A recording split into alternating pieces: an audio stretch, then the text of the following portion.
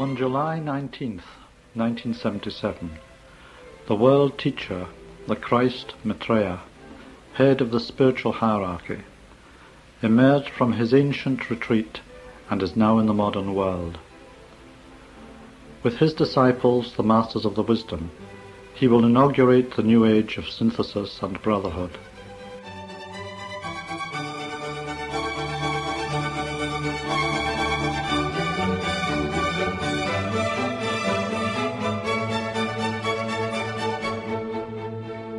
Good morning and welcome to our World Teacher program on Wellington's Access Radio 106.1 FM. Presented by Teresa and David on behalf of Share International New Zealand. Today we have 3 articles sourced from the Special Information issue of Share International, published in 1998. The first covers the history of mankind.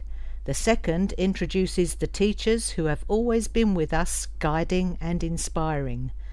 And the final article brings us up to date with the relationship between the Master Jesus and Maitreya.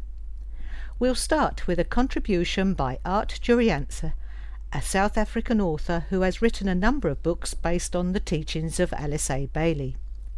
Titled Evolution of Humanity Began Over 18 Million Years Ago, it begins, The history of mankind is much older than is generally accepted. The Ageless Wisdom teachings postulate that it is not less than 18.5 million years since the individualization of animal man. The following article is a brief summary of some of the most significant developments in his evolution. About 21 million years ago, animal man made his appearance on the world scene as a separate species in the animal kingdom. These specimens were as yet mindless and thus should still be regarded as animals, but with the physical build and appearance of primitive human beings. Some 2.5 million years later, or 18.5 million years ago, a group of beings from other planetary schemes, in particular from Venus, were brought to Earth to assist in arousing the mind principle and leading to the individualization of animal man.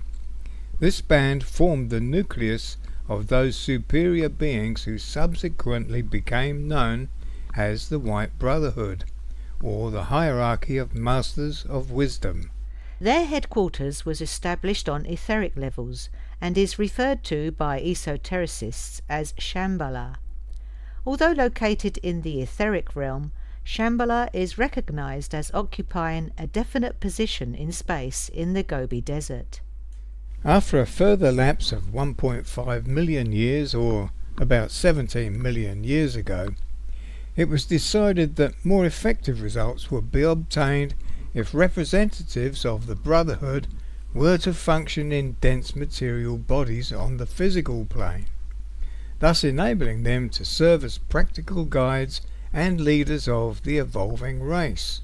The first outpost of the fraternity was established at a place then known as Ibis, located somewhere in the central regions of South America. Aeons later, remnants of this original culture were still traceable in the ancient Maya institutions. A second branch became rooted in Asia, giving rise to, among others, the appearance and work of the Himalayan and southern Indian adepts. In this connection, the Master Kul, known as the Tibetan, prophesies that at some future date, much of the mystery still enshrouding prehistory in general and early history of the Near East, the Gobi Desert and Central Asia in particular, will be revealed with the discovery of certain ancient monuments and records. Some of these will be found above ground, and others in subterranean fastnesses, where many of these archaic chronicles are still intact and have been safely conserved as convincing testimony to the truth of these ancient historical facts. Historically, the original race of men became known as Lemurians, named after their country Lemuria, situated somewhere in the region now occupied by the Pacific Ocean, and probably also including parts of both North and South America.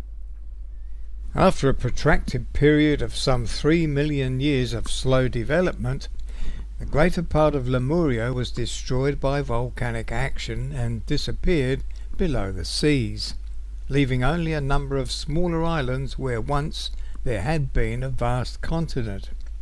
Some remnants of the race escaped, however, to become the founders of the future Atlantean race, which originated about 12 million years ago. Where Lemuria lay to the west of the Americas, the continent of Atlantis was situated mainly east of these continents, comprising a region now mostly covered by the Atlantic Ocean, and stretching far out from the Americas towards Europe and North Africa. Little detailed knowledge of these two early human races is available, but a general description can be given of the various stages through which they evolved. The spark of mind, the first distinctive attribute of the soul, which served to lift the Lemurians from the animal into the human kingdom, remained for long somewhat dormant. In the course of time, this gradual awakening produced men still largely retaining their animal tendencies. Only the primitive forms of emotion, such as sexual desire and fear of physical pain, were as yet apparent. The awakening of the principles of desire and emotion indicated the approach of the Atlantean phase, when man no longer remained satisfied with simple physical or animal existence.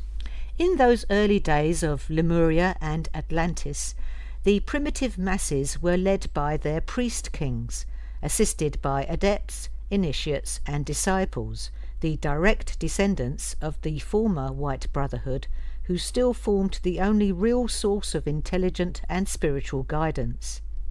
The hierarchy finally came to the decision to withdraw its representatives to etheric levels. As happened previously with Lemuria, the destruction of Atlantis, including most of its population, occurred by cataclysmic convulsions of the Earth's crust, and subsequent submergence of the greater part of the continent. According to H.P. Blavatsky in The Secret Doctrine, this inundation of the mainland of Atlantis took place several million years ago.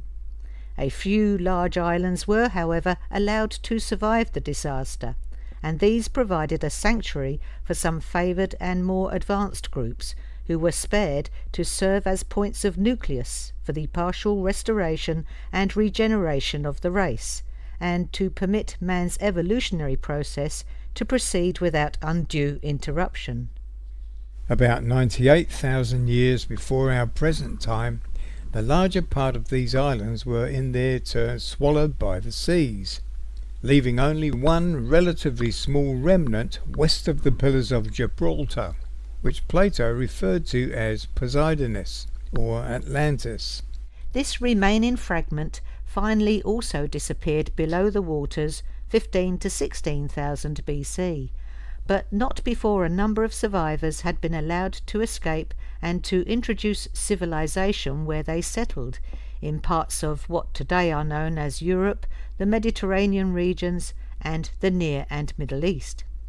It is this submergence of Atlantis which gave rise to the symbolic biblical chronicle about the deluge and Noah's Ark. The next article is titled Avatars Down the Ages by Felicity Elliott, an Amsterdam-based editor of Share International. She begins, The successive revelation to humanity of new aspects of reality has taken place throughout history and continues to do so, as the emergence of Maitreya the Christ demonstrates. In the West, our knowledge is more or less confined to Christianity, but buried in most ancient myths and legends, and then later on in holy scriptures, there are preserved records of the lives, presence, and teachings of other earlier teachers or avatars. Our focus on the achievements of Jesus in Palestine frequently blinds us to, or at least dims our appreciation of, the contribution of other avatars and other faiths. This blinkered view of the unfoldment of humanity's evolution makes the acceptance of the appearance of yet another teacher difficult for many Westerners. Each avatar has brought some teaching which, correctly apprehended and gradually applied by humanity, expands our understanding and is the next step forward in our development. One of the first such teachers appeared so far back in time that it is impossible to say when he lived, but ancient legend carries the memory of his achievements. Hercules, a hero teacher, portrayed through the form of a pictorial and world drama, symbolic in nature, the concept of a great objective only to be reached as a result of struggle and difficulty. Source: Alice Bailey, The Reappearance of the Christ, Lucis Press. He presented to humanity the concept of tests and trials on the path back to the Father. The journey of evolution itself, epitomized and preserved in the 12 labours of Hercules. These are the tests all are subjected to prior to each initiation. Vyasa was another great avatar who brought to humanity the message that death is not the end. The impact of such an apparently simple concept was enormous, since it meant that the possibility now existed for identification with a higher immortal self rather than with the physical plane life only. There were many other lesser teachers between the time of Vyasa and the Buddha, but the Buddha was a major teacher who came to the East bringing enlightenment and the answers to many questions which plague and puzzle humanity about its own existence. Alice Bailey, in The Reappearance of the Christ, says, "He came to lay the foundation for a more enlightened approach to life, giving the teaching which would open the door to the work of the Christ, who would, he knew, follow in his steps." By giving out the 4 noble truths, he answered man's question, why? He taught that man's suffering was of his own making, and that the focusing of desire on the material and the ephemeral caused all despair, hatred, and competition, and was why man found himself living in the realm of death, the realm of physical living. His life, example, and teachings prepared the way for the Christ. Coming approximately 500 years before the Christ, the Buddha was a manifestation of the wisdom aspect of God, just as the Christ is the embodiment of the love aspect. These 2 great avatars continue to work together, the Buddha aiding and supporting Maitreya the Christ in his present mission to the world. It's interesting to note that he who is known as the Buddha worked through his disciple, the Prince Gautama, in a way similar to that in which Maitreya, holder of the office of the Christ, overshadowed the disciple Jesus, who acted as his vehicle in Palestine. The Master DK says, in The Reappearance of the Christ, that around about the time of the Christ's return, the Buddha will send 2 trained disciples to reform Buddhism. This at a time when the Master Jesus will be taking certain initial steps towards reassuming control of his church. Buddhism, along with other religions, awaits the coming of another great teacher. He is known as Maitreya Buddha, the 5th Buddha in the continuing line of divine revelation. Sri Krishna and Sankaracharya, 2 great avatars, were both previous incarnations of Maitreya. Krishna appeared around 3000 BC and Sankaracharya lived about 800 BC. Sankaracharya gave deep instruction upon the nature of the self, while Sri Krishna, by demonstrating the need to control the astral emotional nature, opened the door to the second initiation. In Palestine, working through the disciple Jesus, Maitreya, the Christ, completed the work of the Buddha by manifesting the love aspect of deity. A comparison of all religions shows their common elements. Eventually, a new world religion will be inaugurated, which will be a fusion and synthesis of the approaches of East and West. The Christ will bring together not simply Christianity and Buddhism, but the concept of God transcendent, outside his creation, and also the concept of God immanent in all creation, in man and all creation. Both approaches will come together in a new religion based on the mysteries of initiation and an informed knowledge of the science of invocation of deity.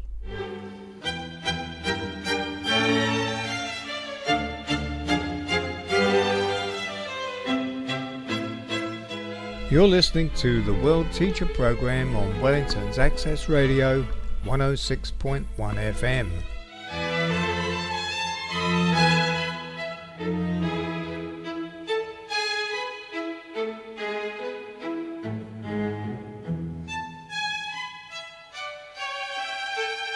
Our final article is by Peter Leafheber.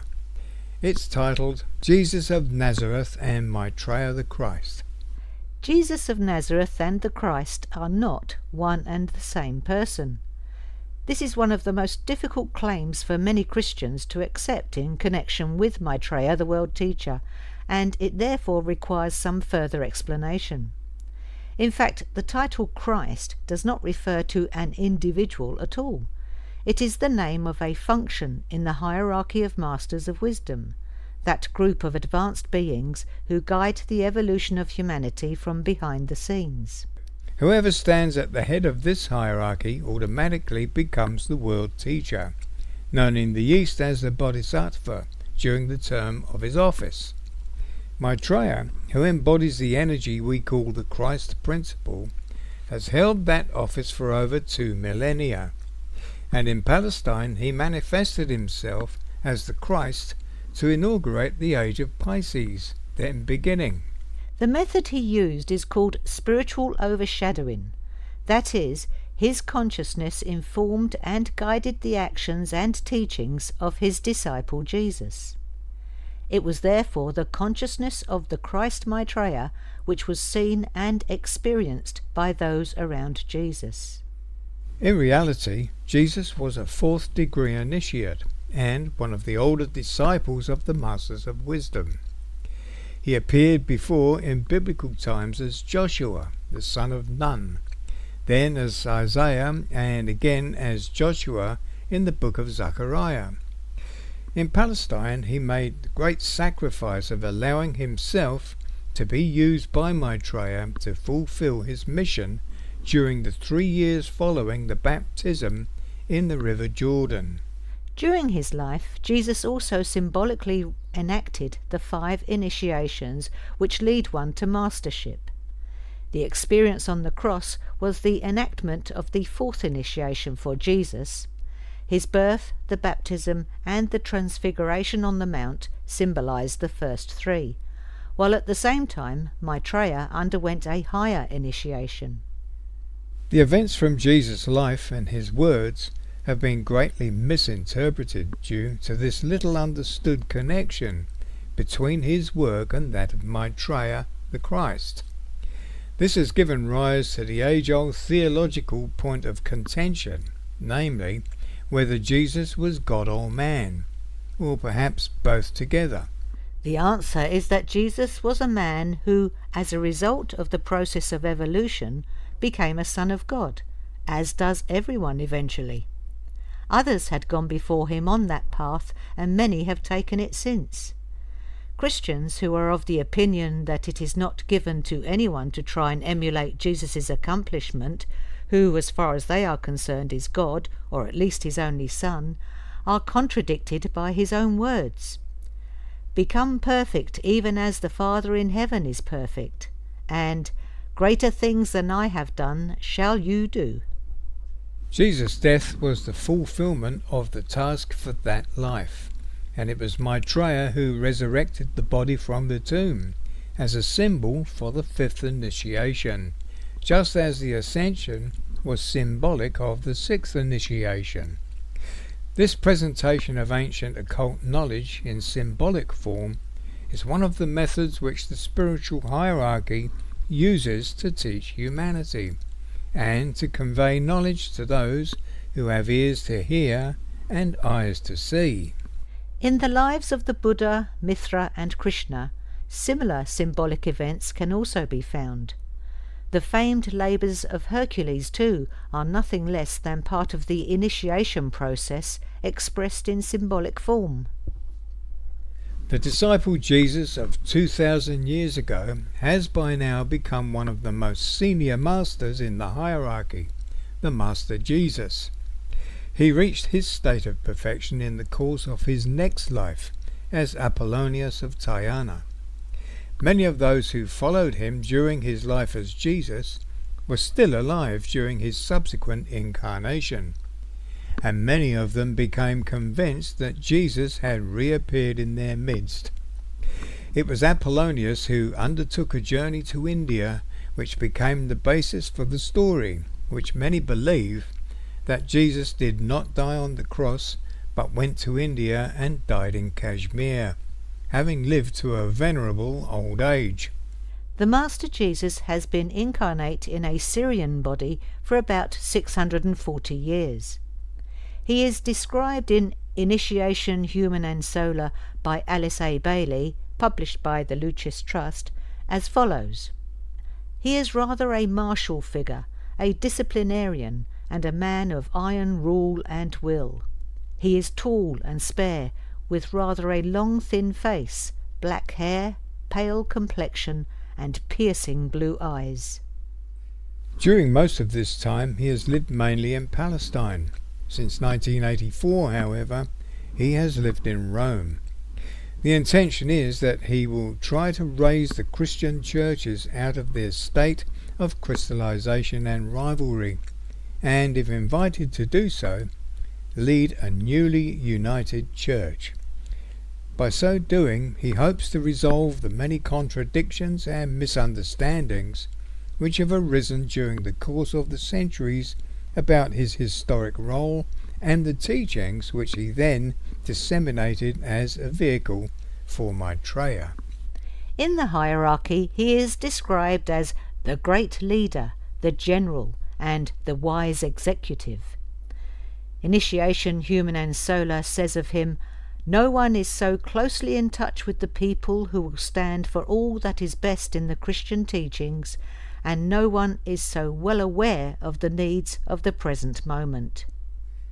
With the emergence of Maitreya, the Master Jesus is, for the second time, playing a major role in carrying out the Christ's purpose, as are also the Apostles Peter and John. 2,000 years ago they were third-degree initiates.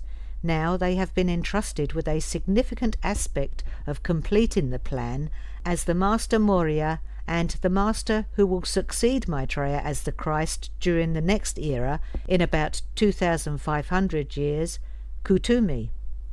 This open collaboration, which will be visible to all, will end any lingering doubts concerning the true relationship between Maitreya the Christ and his disciple the Master Jesus.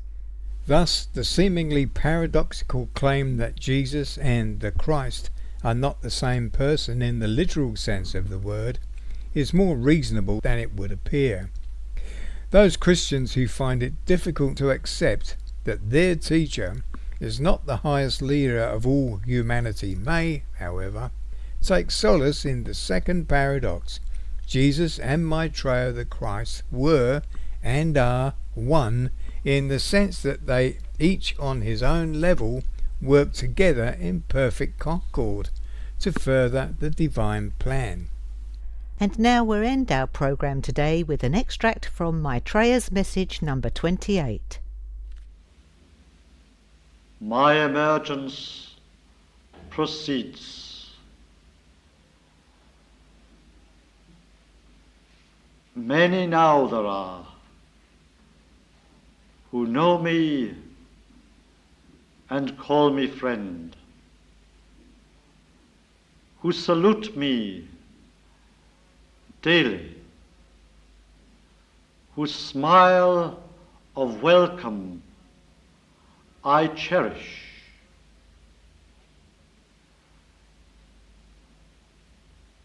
Soon I shall be known to you in a certain fashion, outlining for you the possibilities of change. May you quickly see me, know me, and work for me.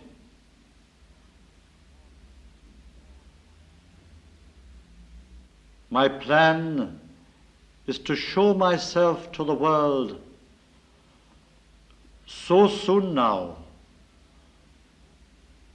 that there will remain but little doubt that the Lord of love is here, that the Son of Man is among you, that the Prince of Peace has returned. And that's our program for today. If you have any questions or would like to know more about the World Teacher Maitreya and the Masters of Wisdom, please call us on 06 3646 101 or visit the website share-international.org, where you will find more information on the various aspects of the emergence.